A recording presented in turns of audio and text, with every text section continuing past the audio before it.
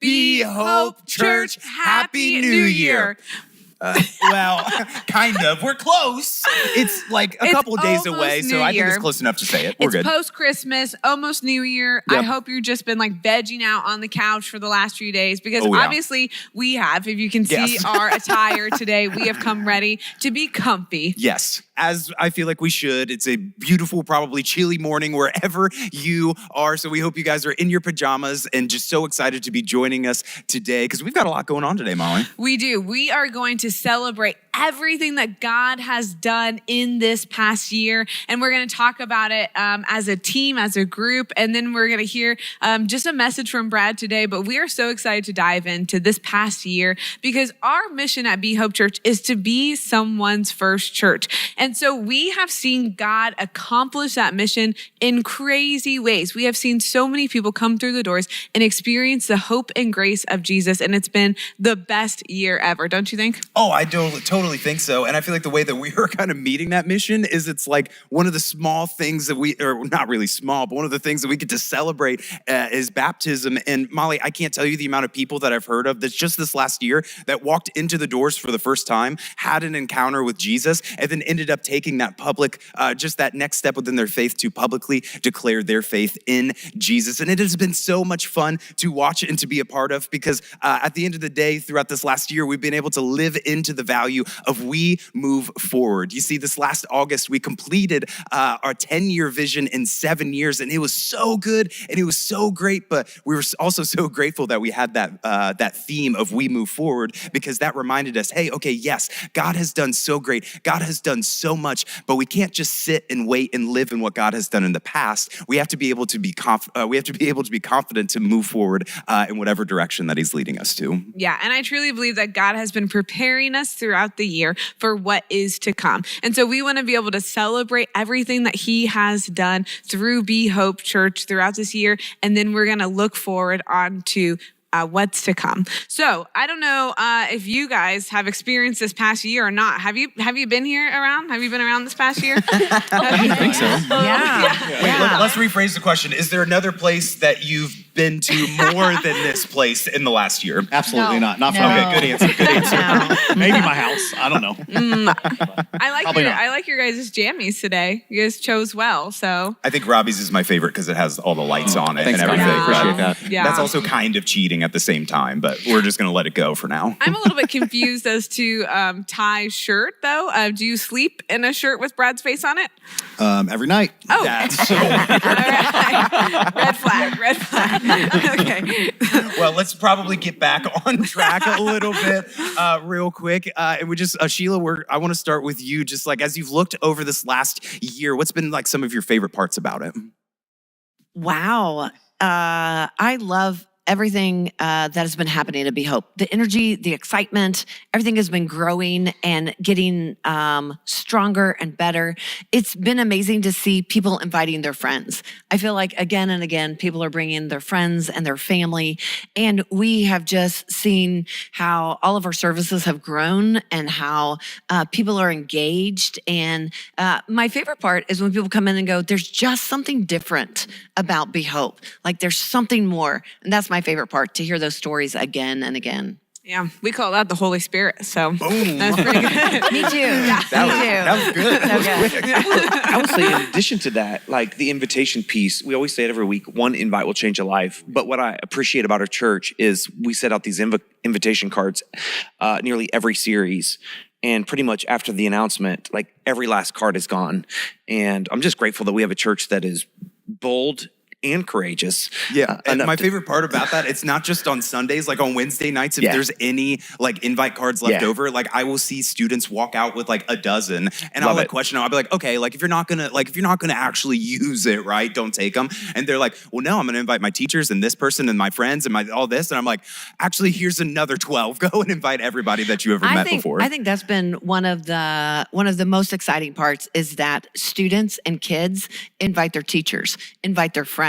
And like, hey, I want this to give to my classmates, especially when we've had like best weekend ever or a baptism, like it's just made a difference. And we've seen so many people come because of that. Yeah, they're like more valuable than Pokemon cards at the school. So it's pretty awesome. That's pretty awesome. It's pretty awesome. That's fair. And I think that we have this value that's just a part of who we are, that we value the invite. And we also see that online because we say sharing is caring. And we always say it's the easiest way to invite your friends to church.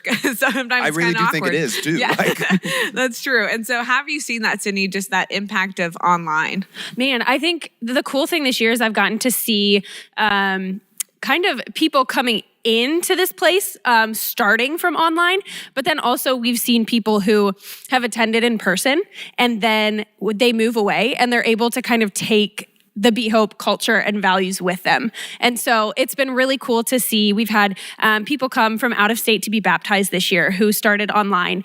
And then we've also, again, seen people who were here, attended in person, and moved cross country, and then were able to invite friends from the new state that they lived in to watch online. And so just getting to watch people experience the hope of Jesus for the first time is so cool. And getting to watch them take steps of faith and inviting their friends into that with them has just been, it's been the absolute best this year. It's been a good year. Yeah, there's this really cool part where actually this last summer, for the first time, I joined online on vacation during a baptism service. And like, when I tell you, like, that was the first time I had truly experienced like online baptisms before. And it was one of those things where it's like, I was on the back porch of our Airbnb, like jumping and screaming. And like, I was so pumped up and I wasn't even there. That just speaks to the power of the online platform that we have too. Yeah, it's the best. Having that camera like right in the front at baptisms is just, man, yeah, it's the best. You get the best shots there too. That's true. Yes. Generally, I feel like you have to nudge like students or people out of the way because we are front row people here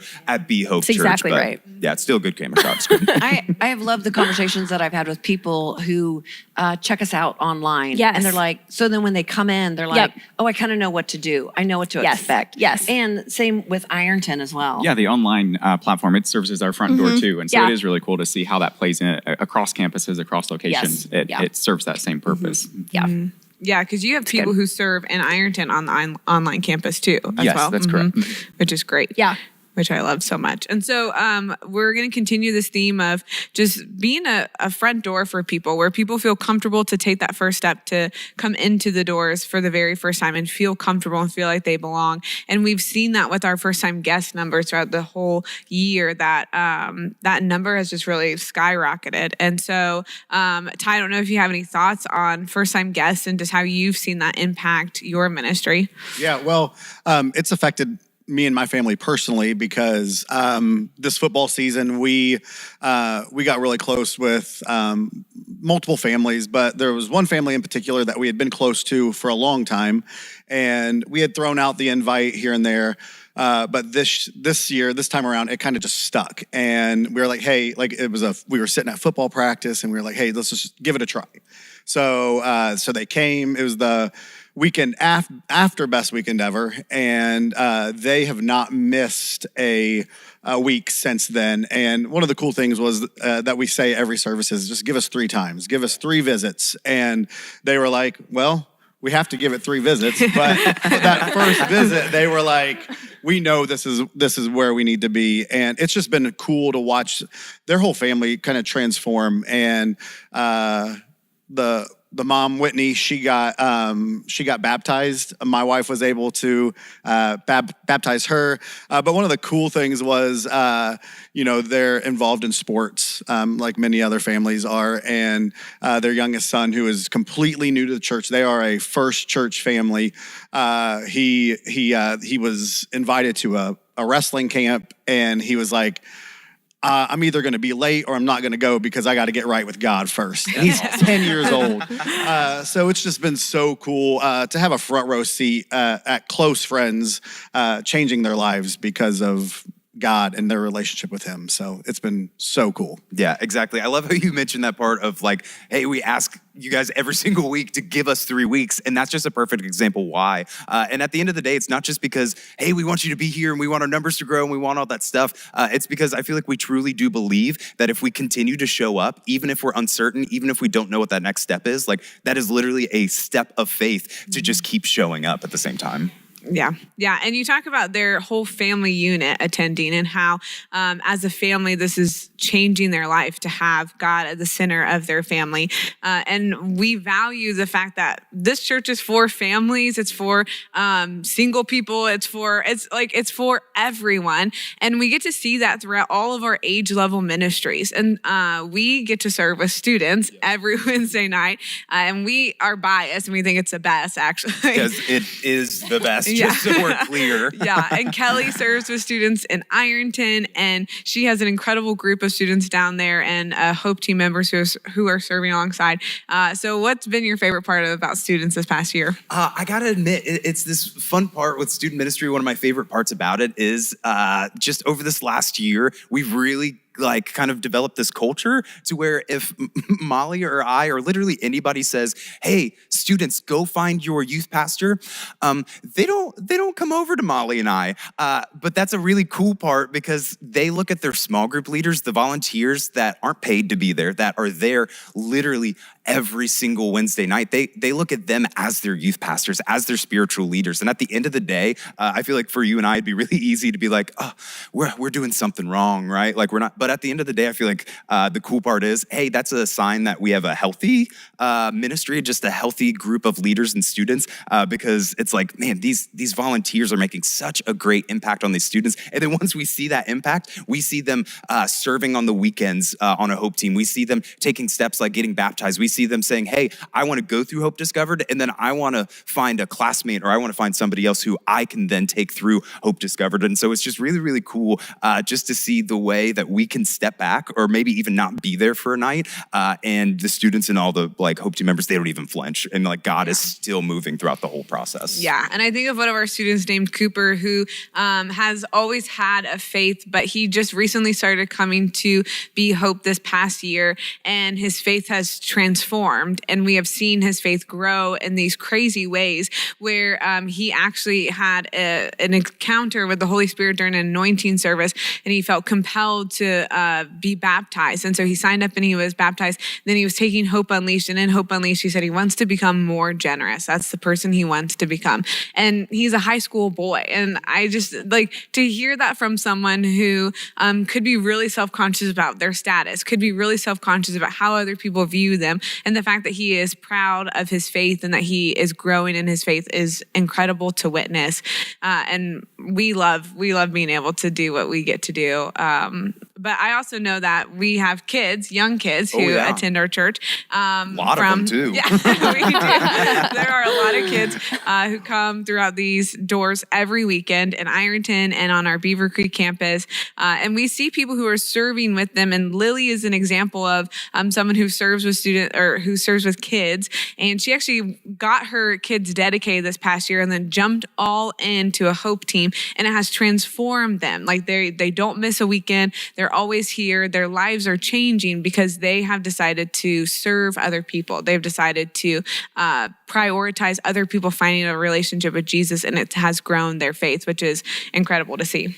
One of my favorite parts about what you were just saying there is it's like you were talking about a kids ministry, but one of the adults is taking steps of faith because of the kids ministry and the ability to step in and to serve. I think that's awesome right there.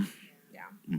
Well, and it's as a parent of kids in the youth group and in just kids ministry, and to be able to see them get visibly upset when they are going to have to miss a Wednesday night, it just speaks so highly of what you guys are doing, and they just love being here. They hate missing, so it's just fantastic what we see through students and kids ministry here. So, and I think the beauty of this is kids ministry is not a side conversation at Be Hope Church.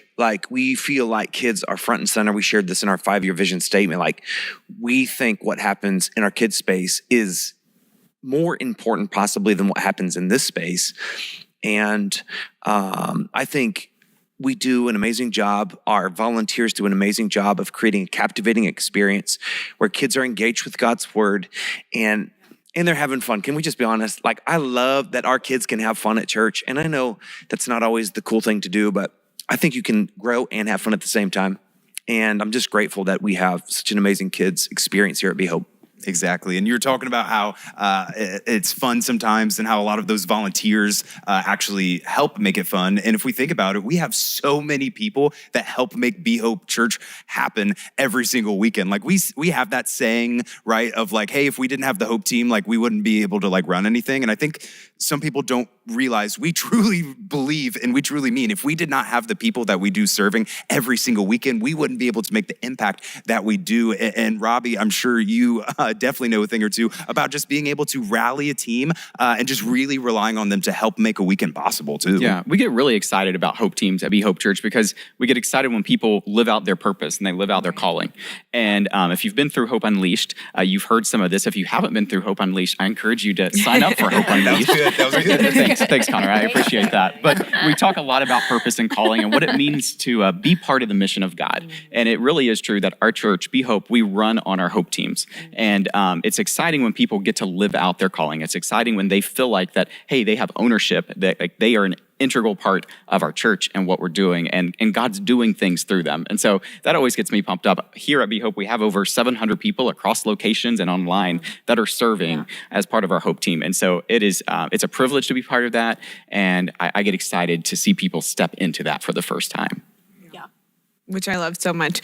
I love that we were talking about kids spaces and all of that and how that's a priority, and our Hope team is a priority and makes all of the difference. And kids spaces and Hope team is one of the biggest things for Ironton while we're pushing for a new location so that you can have more people serving in kids areas, that you have more space for kids to be able to learn and grow. And so I'm sure you guys are in that phase where you're facing that just anticipation for what's next and trying to be content where you're at. Like I'm sure you're wrestling with that. Absolutely. But we're excited for what's to come, and we know, as Pastor Brad said, like we want to create that captivating experience, and we do what we can right now, but we're excited to see how we can take another step forward with that. Yeah, and Ironton has experienced a lot of baptisms actually this year, and one of the things that I love is that you guys, your baptismal is different than ours. It's like a trough, right? yeah, absolutely, from like Tractor Supply. Which I love, and so, but it doesn't stop people from coming forward, and it's the same experience. There's nothing holier about one form of baptism than the other.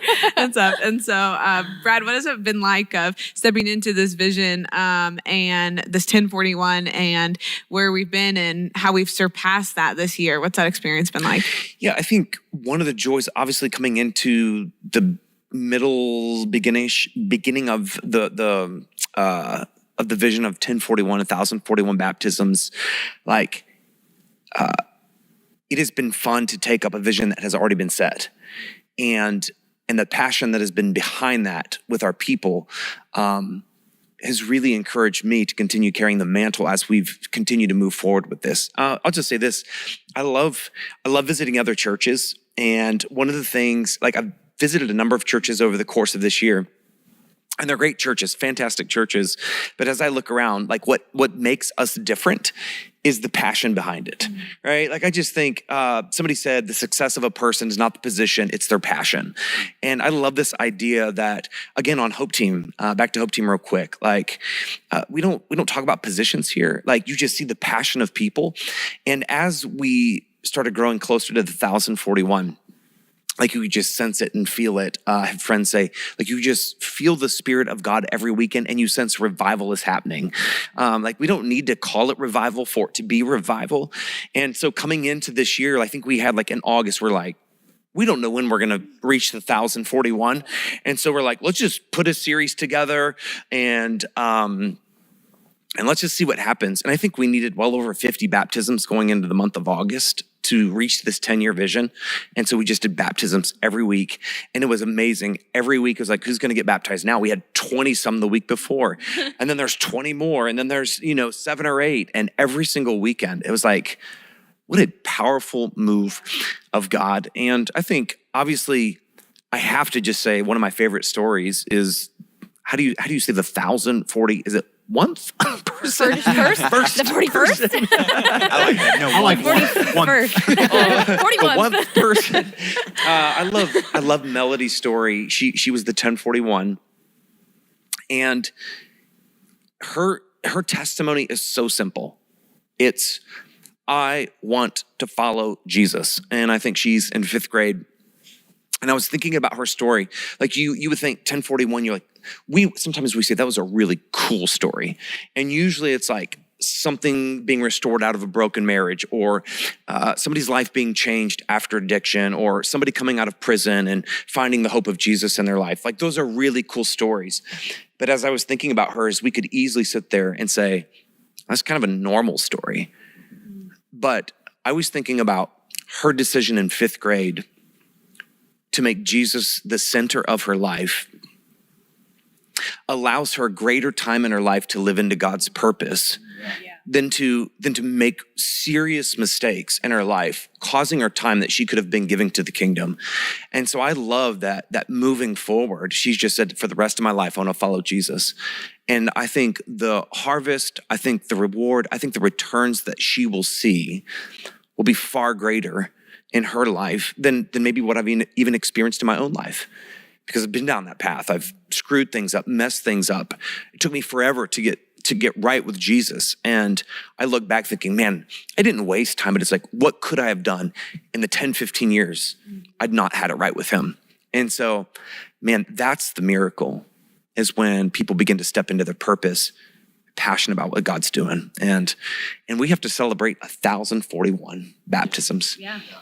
3 years early. It's amazing. That's pretty powerful. I have loved baptism and watching the Celebrate Recovery community come around when somebody has given their life, when their life has changed because of what God has done in their lives, and they are baptized, and it just becomes this reminder like, oh, God is still working. God continues to work. And when we celebrate every week, every month, is just this powerful reminder that God is doing incredible things, and we can't neglect that.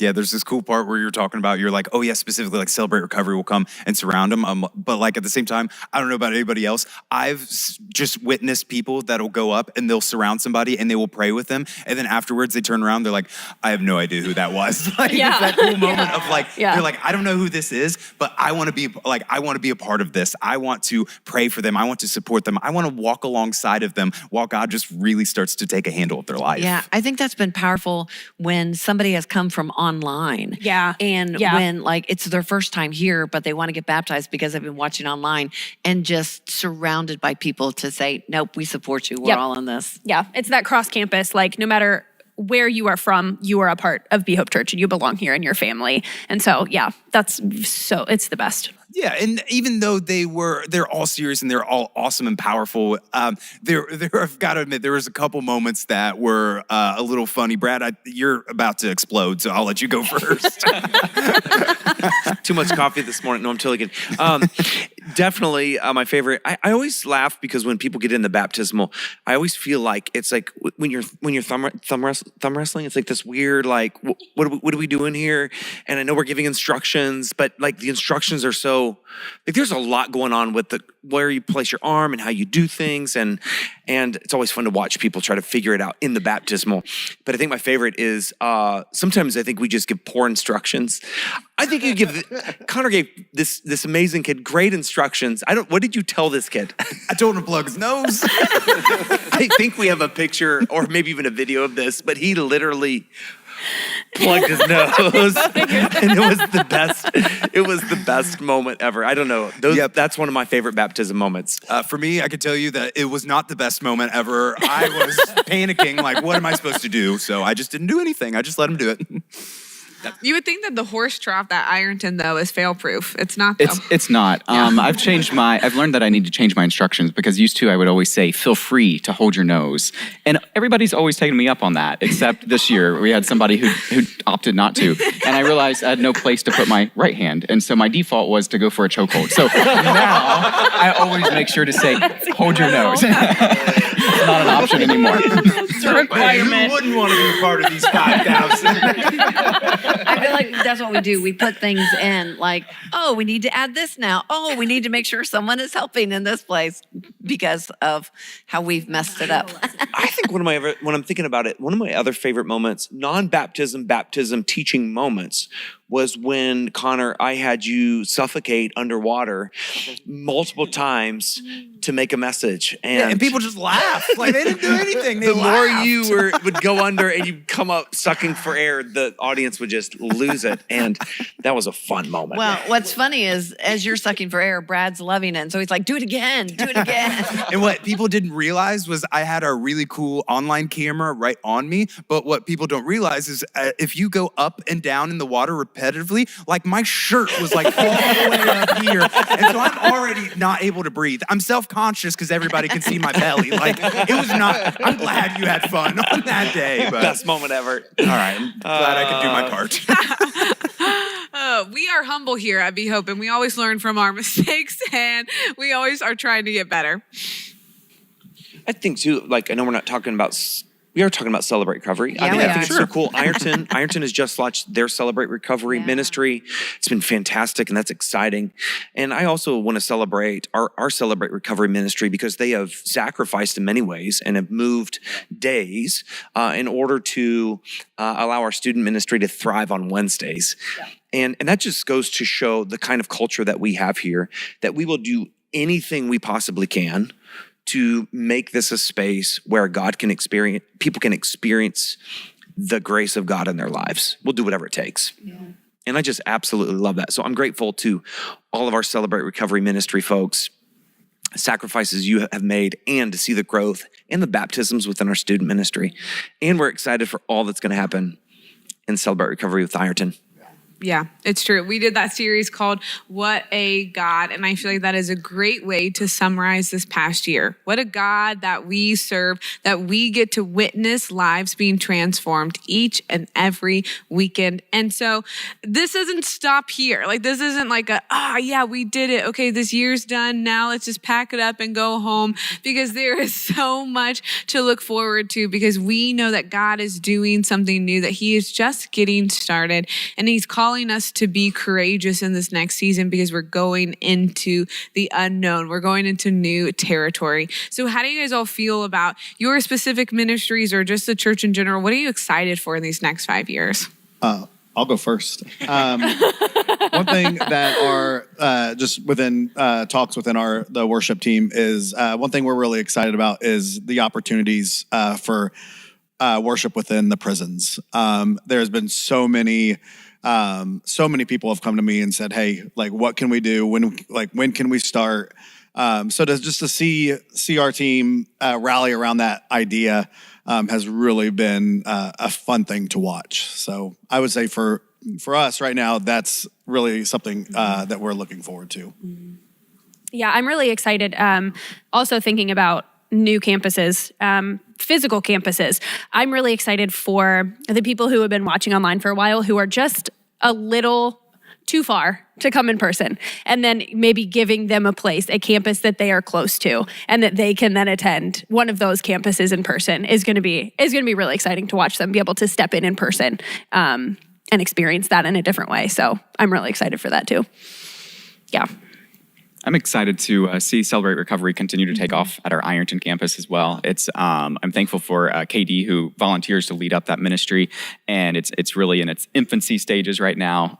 We've seen great partnerships with a local recovery in town called the Phoenix Center. So shout out to the Phoenix Center ladies. We're grateful to have you guys as part of Be Hope Church, and it's just been really cool to see them step into Celebrate Recovery fully. So we're excited about the future of that. We're excited about really creating some captivating space for our kids and for our students in the future, and just really becoming, allowing our Ironton campus to become its full potential on serving families well, and allowing our spaces to be a tool for ministry in our community.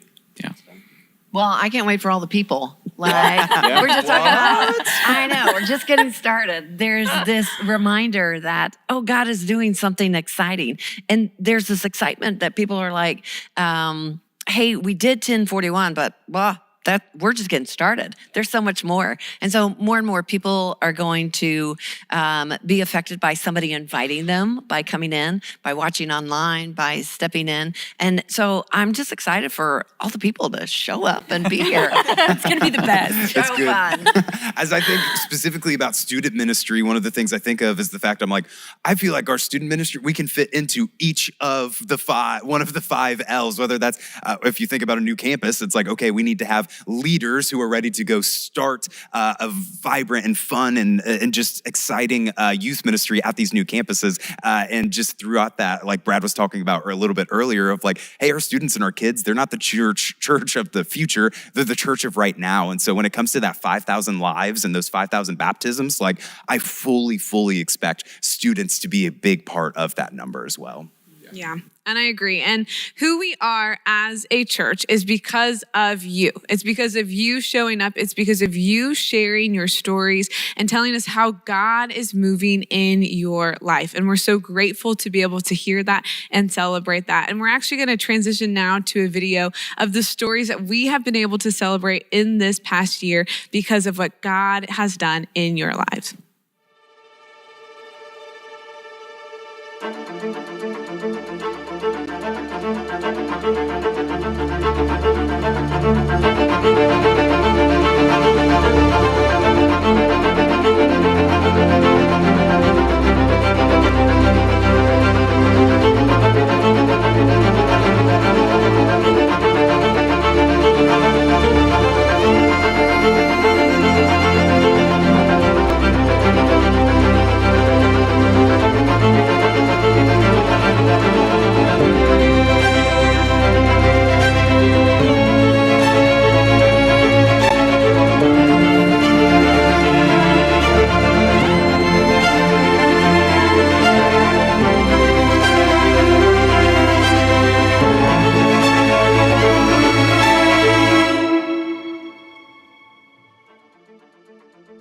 My son Colson was born the summer of 2019. He was a happy, healthy baby. He's still one of the best parts of our life. It wasn't until he was about a year where we started to kind of get the idea that maybe verbally he was a little bit behind, but the idea that I just really wanted to hear, "I love you, Mom." It was just this discouragement, and it's obviously what we were doing was not helping. God had been moving. Like, I had been expectant in my faith, and yet I wasn't seeing the ways God had moved in his life and the things that I had been praying for. I love you. I love you. God, when I was baptized, I was at the end of my rope. I knew something had to happen. I went so long running, I was ready to run to baptism. God, you have allowed me to see that I do have worth. I can be anything that I want to be, but I can't do it on my own, that it's you to guide my steps. I just lived under the pressure of seeing others successful at the expense of my own health and mental health and the mental health and health of my family, until I realized that it is a daily sacrifice, that it is transitioning everything over to God. All of my gifts, all my creativity, anything I may or may not know, it's all God. God, you've changed my life through your love. I'm so grateful you encouraged me and led me to baptism. When I lost my mom, she ensured me you'd always be here even whenever she wasn't able to be. You gave me the strength to endure and peace through your loving kindness. I thank you that in the midst of whatever I face, that you remain present. May my relationship with you be the foundation of my life, and may I always seek to honor you in all that I do. Amen.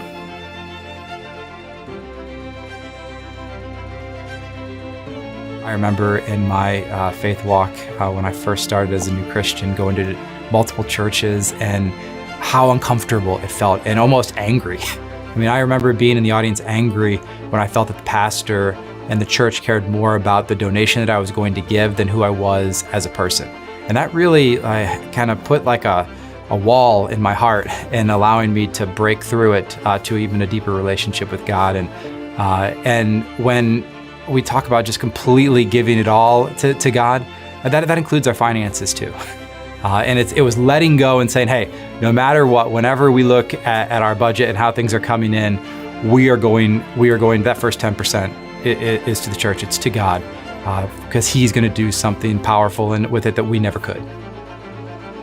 Father God, I thank you for guiding me to be baptized alongside of our daughters. It was such a special experience to be baptized myself and then remain in the water to baptize each of my girls. I thank you for these conversations and the baptism that have helped us develop a strong foundation with Christ at the center of our family life. My hope is that everyone that comes through the doors of Be Hope realizes the power in building a relationship with you. Your love can truly make all things possible. I was an atheist for, I would say, about 30 years. When I lost Oliver, people always sent me these, like, when you see a red cardinal, it means that he's near. And that never meant anything to me. And then over the last, 6 to 8 months, you always have this, like, okay, God, where are you? And when we got home, on my porch, there was this little red cardinal.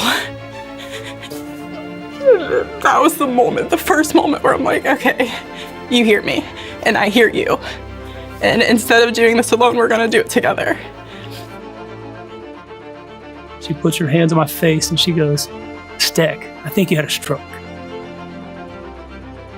So I had to change my focus about me, and I can do this and I can do that.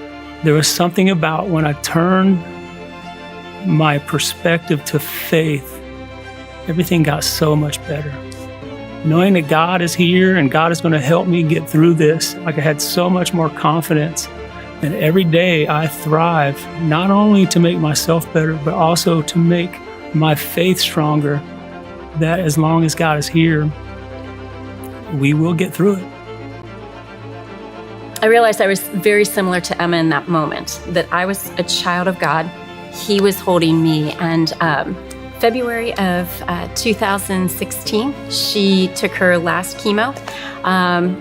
5 years out, she is considered cured. And now He's got her, and His plan for her is perfect, so much more perfect than what I would want for her.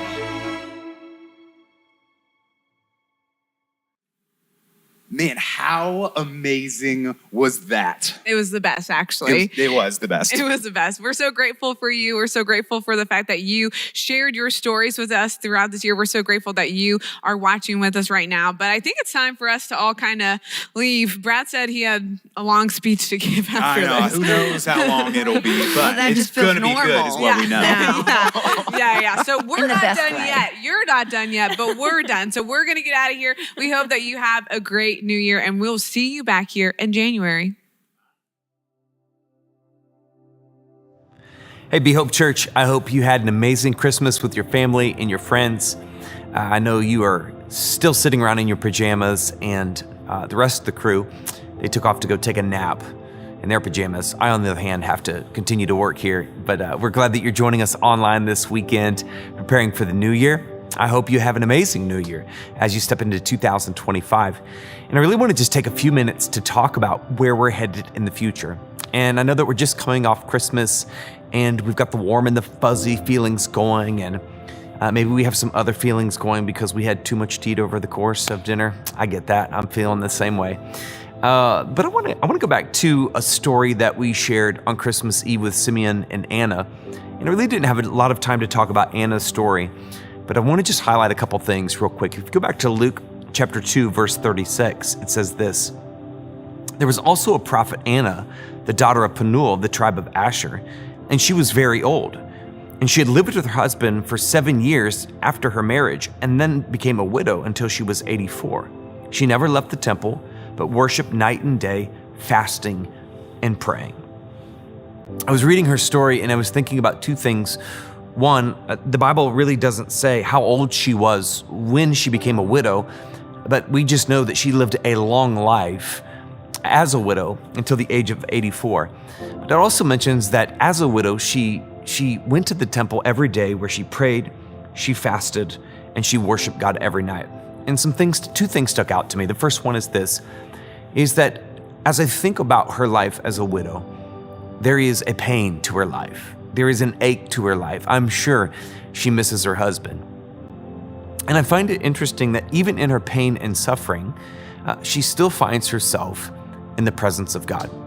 And I just want to make this connection with you because I know some of you are coming off the holidays and you've lost loved ones, you've lost family, you've lost spouses this year, you've lost people who are extremely close to you.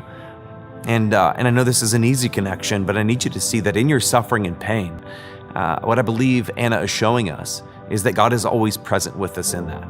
As we've been saying in 2025, preparing for this, that God is with you wherever you go. In your hardships, in your loss, in your doubts, in your questions, in the things that don't make sense, in the things that you didn't expect. God is with you wherever you go. And so if you are feeling an ache, a pain like Anna feels in this moment, I truly believe that she is exemplifying for us that God is present with us in that moment. But more importantly, there's something else that is taking place within this text that I think we should highlight. That even in her pain, she is still passionate about God. I don't know what you think about when you think about the temple, but to me, worshiping every night, fasting and praying, I do those things for maybe an hour on a weekend or an hour in the morning. But to do that every day, every night, until you died at the age of 84, that seems like you should be pretty passionate about what you're doing. And I find it interesting that in the Latin, the word suffering or pain is also translated passion. And the connection I want to make today is that we naturally understand the things that we are passionate about are often the things that we are willing to feel the most pain for. The things that we suffer in, the things that we sacrifice for, are the things that we're most excited about and passionate about. Let me give you an example. Maybe you're in high school, or you can think back to when you're in high school and you had absolutely no money whatsoever, and yet you wanted to buy them a special Christmas gift, the person you were dating. You probably sacrificed, suffered, and painfully spent every last penny you had on a gift because you were passionate about your relationship. Parents, your schedules, your calendars are packed to the gills, like you are exhausted. You are willing to sacrifice your energy because you care about your kids.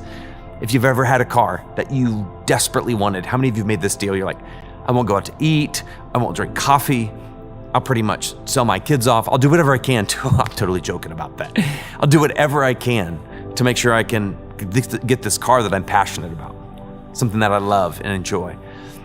And I really want to challenge you in this next year. I know this is not a message that we all want to hear, but what would it look like for you in this next year to sacrifice, maybe to experience a little bit of pain in your life for the thing that you are passionate about, and not just what you're passionate about, but what God is passionate about. I was meeting with a friend for coffee the other day, and he is much wiser than I am. And as we were talking, I was just asking about our year-end offering. I was saying, Jim, how do you know what you're going to give at the end of every year? And he said one of the most profound things.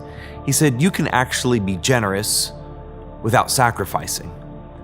And he said, I always want, when God is working in my life, I always want to sacrifice in such a way that it hurts just a bit, that I can feel the pain just a little bit. And I got to tell you, church, as I was praying about what we were going to give at the end of the year, maybe like you and maybe like others, like the reality is you've got bills to pay, you've got things that you need to, you just have so many things that you're paying for that are coming up. And I found it interesting that as he said that, I don't know that I was necessarily going to feel the pain of what I wanted to give. And in that moment, I felt God clearly say to me, no, if you are truly passionate about this mission, if you're truly passionate about this church, if you're passionate about the vision that God has given, maybe you should feel the pain. Now, I'm speaking to me, but this is my hope for you, that as you step into this next year, that you wouldn't just set goals of losing weight or becoming a better parent or, finding better relationships. Those are all important and really good things. But I want to invite you into something bigger than you. I want to invite you into something that God is calling you to. And we believe here at Be Hope Church that in the next 5 years, to share our vision, God is calling us to 5 new locations, 500 leaders, and 5,000 lives. And we don't know how that's going to work, and we don't know what that's going to look like. We know that in many ways it may not go according to plan, but here's what I do know, is that without people who have an unreasonable response to their faith, we will not be able to accomplish what God is calling us to. God can accomplish whatever he wants, but God is looking for people who are obedient. And I want us to be the kind of courageous people who respond unreasonably in faith to the thing that he is calling us to. And so my question for you is, if you're passionate about what God is doing, if you're passionate about pursuing hopeless people, if you're passionate about people experiencing the hope of Jesus, what would you do in this next year for people to experience the grace, the goodness, and the hope of our God? Would you be willing to become a leader? Would you be willing to join a hope team? Would you be willing to guide somebody in faith? Would you sacrifice time with people and friends, and sometimes even family, in order to connect with people who are new in faith, who desperately need to be led in a way that shows them who God is and how he is leading them and teaching them? My hope for you is that you would begin to pray about how you can be part of the 5-year vision that God has given us. Remember this: 5 locations, 500 leaders, 5,000 lives by 2030. And we want to pursue hopeless people for the kingdom of God. And as we step into this year, be courageous. Don't be afraid. Don't be discouraged, because God is with us in our pain, in our suffering, but in also the things we're passionate about. I hope you have a happy new year, and I can't wait to see